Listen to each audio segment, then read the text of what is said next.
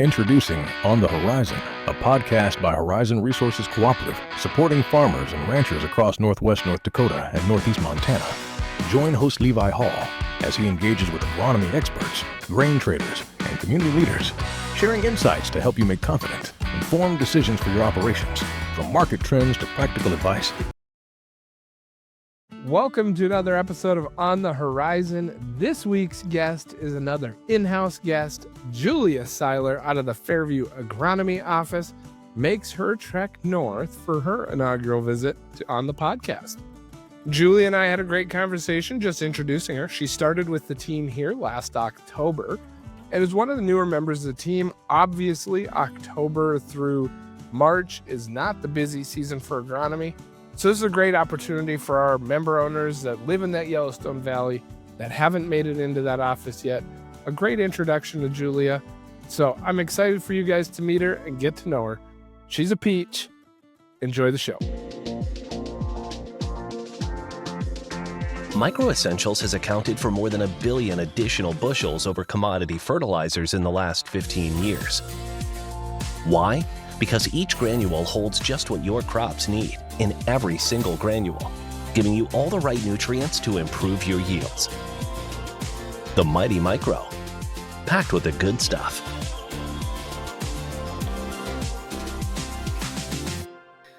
Welcome back to another episode of On the Horizon. This week, we have one of the newest members of the Horizon Resources team, Julia Seiler. Welcome, Julia. Thanks for having me, Levi. You bet. So, Julia, I think you might be one of our first guests. I guess we've had Tim on from All Around Feed down in Watford City, but you're one of the first guests that's a Horizon Resources employee, not in Williston every day. So why don't you go ahead and tell us where you're working right now, and then let's open up the time capsule, and why don't you give us a little history about yourself? Sure. So I came on to Horizon Resources in October, right at the end of the growing season in 24. And I live just west of Williston, so I commute down to Fairview every day. And I'm originally from Watford City, North Dakota, born and raised. My mom and dad still live out of Watford City. My dad is Glenn Beard. He's got a contracting company down there. And my mom is Ann Beard. She was a nurse for many years. So my background to start out is in construction.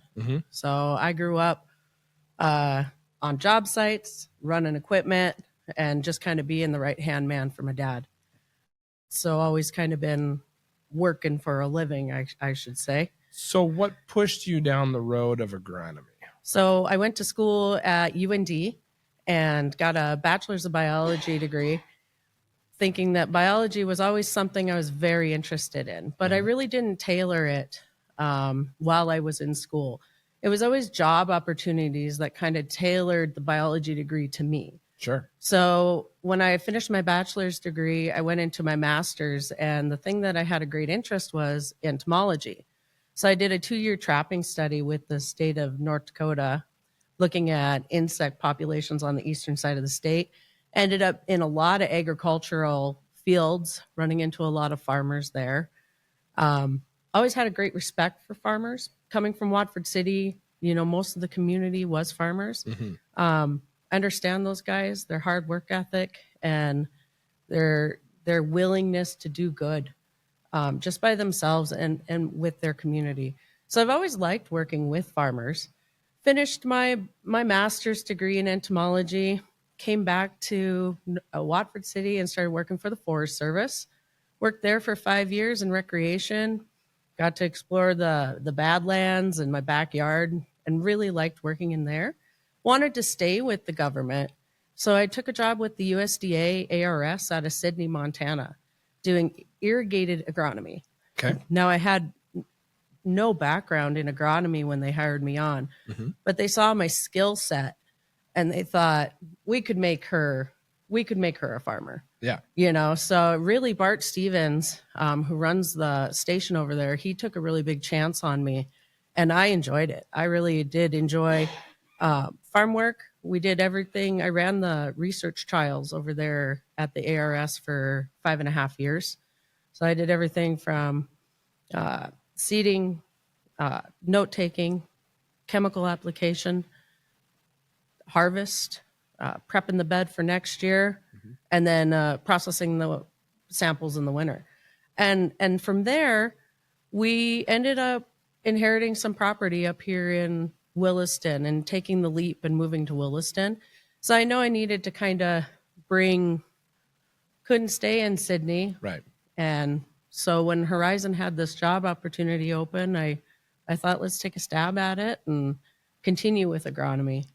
So that's how the gate opened, and now you're down in Fairview. You work with Bruce Prevo down there, and Bruce has tons and tons of experience.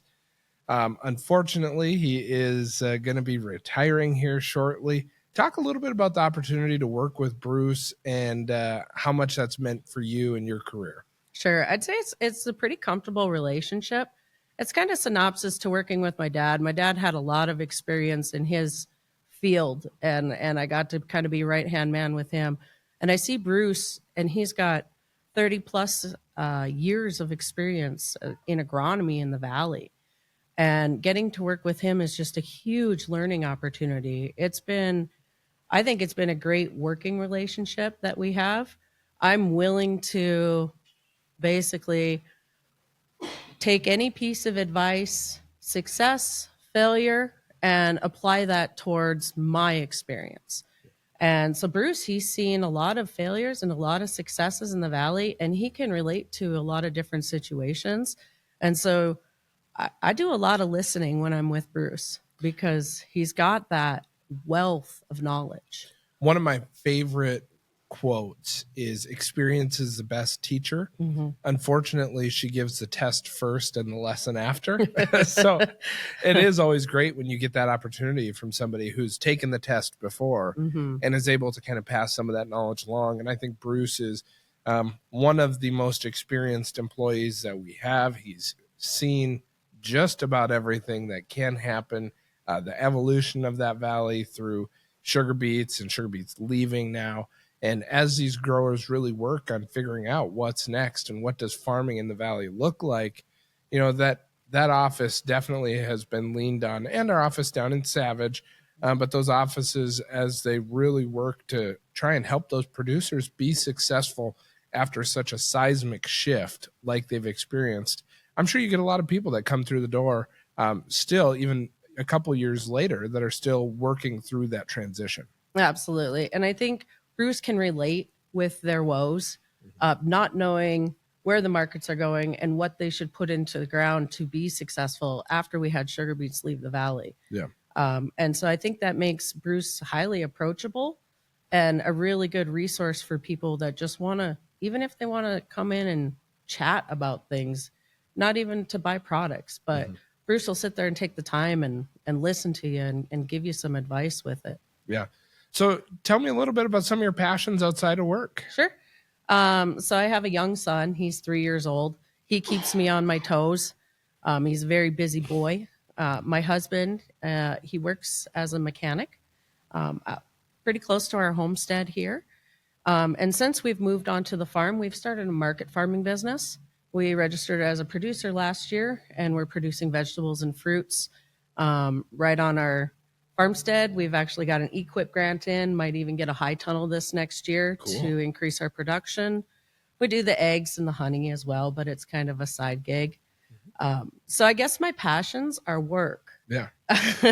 When I'm not working, I'm working at advancing myself, because I think there's a lot of merit in growing your own food and just being self-reliant, not only for yourself, but to provide something for a community that kind of lives in a area that's depleted of those fresh fruits and vegetable options.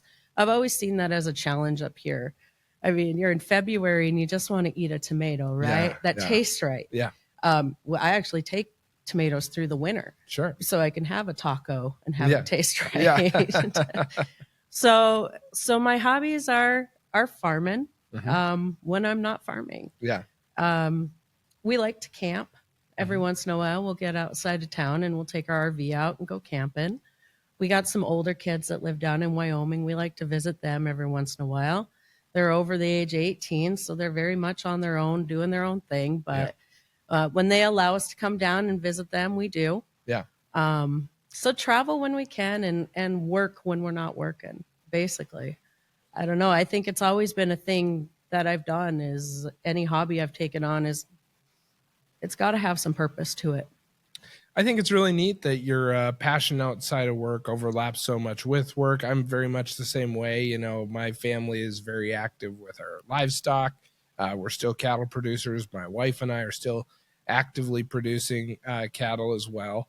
And so it's very similar. You know, when I'm not at the co-op talking about agriculture, I am at home still talking about agriculture. And I think that's really common in our industry. Yeah. Because you get a bunch of people that this is their passion. And really, that's the best way to have a job is to have it be something that you're passionate about.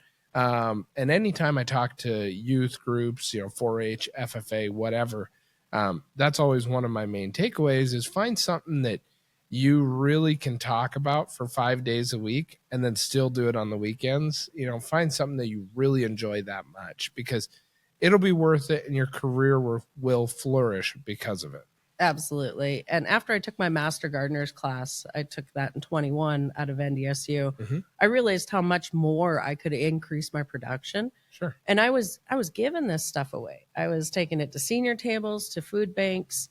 And I thought to myself, I could make a small business out of this and be just as happy. You know, I'd always have my garden, but I might have a source of revenue that's on top of my main employment. So I thought, why not? Let's just take a stab at it.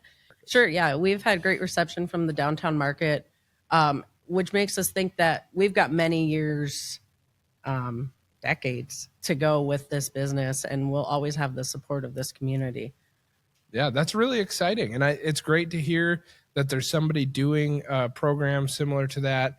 I know that market is flooded in the fall, late summer. And it's great to see. It's such a great sign of a thriving community. And it seems like they need a bigger footprint to host that because it's always so packed. And so if you haven't gone down to that before, I would encourage you to go check it out on Saturdays. They start 9 a.m. 9 a.m. Yep. in Go beginning of August, end of July. Actually, they start the beginning of June. And Okay. We'll start taking snap peas, Sure. our cut lettuces, our herbs, eggs. Yeah. We'll start taking that in June. And then, of course, you've got your hot season, your third week in June, second week to July. You don't have a whole lot of production. But then after that, you've got everything else coming on. Right. So it tends to get a little busy, especially when you work in agriculture. But my husband, he kind of takes on that role of my hired farmhand. Oh, there you go. He's a very humble man, willing to take direction very well from somebody that has a little more experience than him. Yeah. And so I have that advantage of having a on-site farmhand to keep it kind of rolling along. And I think he really likes it. Maybe that's why my wife's garden hasn't taken off because I'm not as willing to take direction. Absolutely. I think it's my fault. Every day you come home, you should ask her what your honey-do list is. I probably should. She listens to this podcast. I'm sure that'll be the comment on Apple Podcasts, on Spotify. It'll be her commenting. I 100% agree that this is the problem for my garden. So I think he saw how much joy it brought me to put in a garden every year. Yeah. And as we just kept getting more and more successful, he saw that with me being in agriculture, I don't have the time of day and I'm headlight farming because I want to get it done. When my things are ready to come off, they need to come off. And so he saw that gap. He's kind of a winter mechanic, works on flameless rig heaters. So gets that little bit of time in the summer. And I think he loves getting his hands dirty. Yeah. So it helps to have a good, pairing there. Yeah. Yeah. That's great. I think everybody loves to see something grow. They love that sense of accomplishment. And so it is a great little hobby. Yeah, that's really cool. Talk about that NDSU Master Gardeners class a little bit. My wife is actually enrolled in it right now. Oh, really? Yep. So why don't you talk about it a little bit? It's a great class. It's put on by Esther McGinnis and her assistant Shannon. And they do it every year. It starts, I believe, in January and runs until, which would be growing season, May. It's a course you can take online. It's paced out to where they're meeting twice a week. And it's very doable, like even if you work full time. But it gives you that component of everything from nutrient management, weed management, pest management, what varieties you can grow. I think that's like the biggest thing I like about it is you get all these variety selections that they've grown in North Dakota. Yeah. And then once you've become a master gardener, which requires you to take on a fairly hefty volunteer project or a lot of hours towards their program. So for my volunteer project, I put in a pollinator garden at the USDA ARS in Sydney. If you ever want to go look at it, it's right in front of their building. I took that on because Dave Branson, who is the head lead there, he thought it'd be advantageous for the stakeholders and the kids that come to the station to learn something to have an idea of what the natives are in our area. And then PMRU, the Pest Management Research Unit, got on board and said, this would be great to see what pollinators are in our area. So I kind of just became, it like started with me spearheading it, and then it just rolled into like a lot of people who really wanted to be involved with it. And that's what made it successful. Sure. And so I did that project, and I continued to keep up with it, stopping by and doing maintenance on it. And keeping it in my radar that it does need a little bit of TLC every once in a while.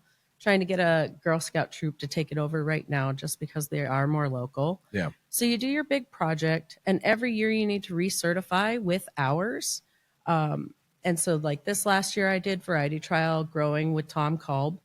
And then I'll go down and I'll judge the produce contest at Arnegard Spud Fest. Sure. Every single year, which doesn't give me a whole lot of hours, but it helps me see people that are also very interested in growing vegetables and are passionate about it. Yeah. You know what I mean?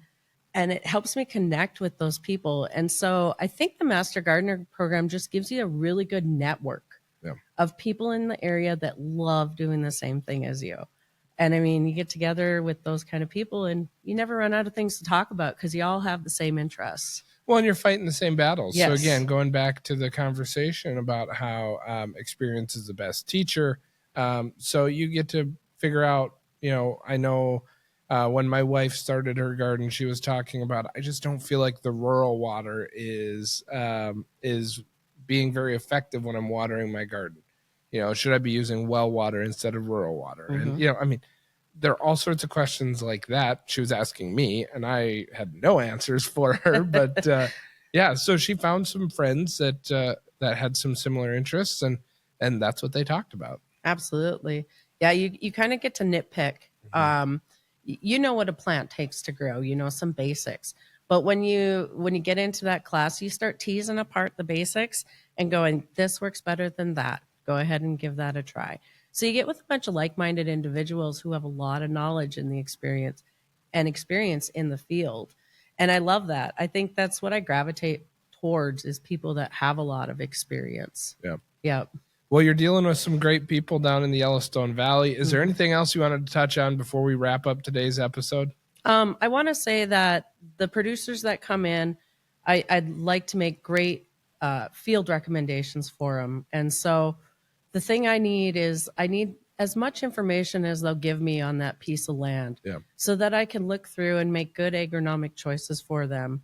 I'm not afraid to work hard, and I've got tenacity. Yeah. So if I don't get it right the first time, I'm not going to quit. Yeah.